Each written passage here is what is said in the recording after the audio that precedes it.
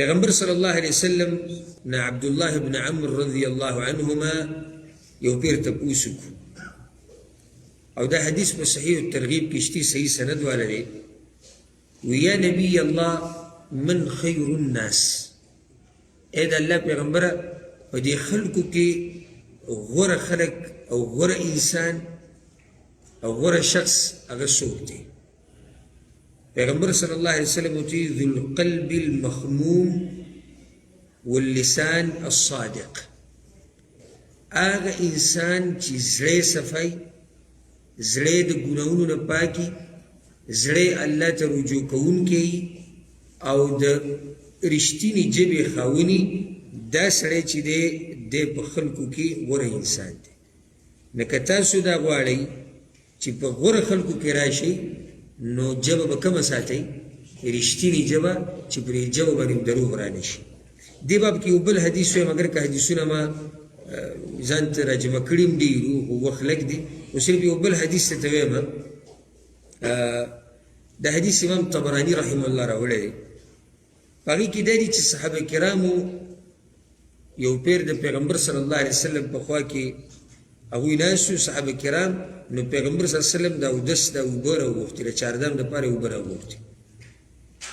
پیغمبر صلی الله علیه وسلم په دې اوبو کې دا لاس دننه کو د هغې نه به اوبه رااخېستې او چاردام به یې کو کله چې پیغمبر صلی الله علیه وسلم د چاردام نه فارغه شو د حدیث ته غوږ کېدی او دا ښه صحیح حدیث دی شیخ البانی رحمه الله دې ته حسن ویلی دی او نور علماو کله چې پیغمبر صلی الله علیه وسلم د دې چاردام نه فارغه شو نو صحابه کرامو په دغه اوبو باندې حمله کړه چې وایي ما ته میلاو شي بل وایي ما ته میلاو شي څوک به ترې وڅکي څوک به استعمال کړي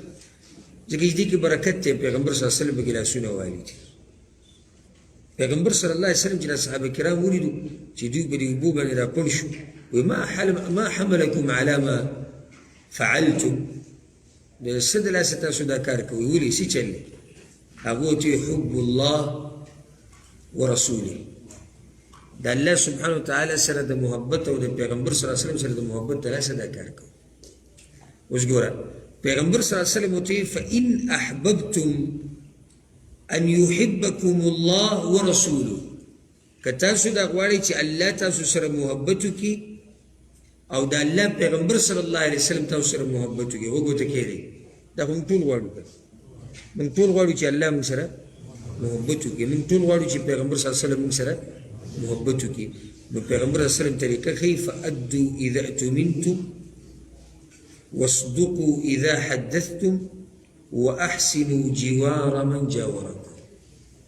درې خبرې پیغمبر صلی الله علیه وسلم ذکر کړي که غواړي چې الله سره محبت وکړي او پیغمبر صلی الله علیه وسلم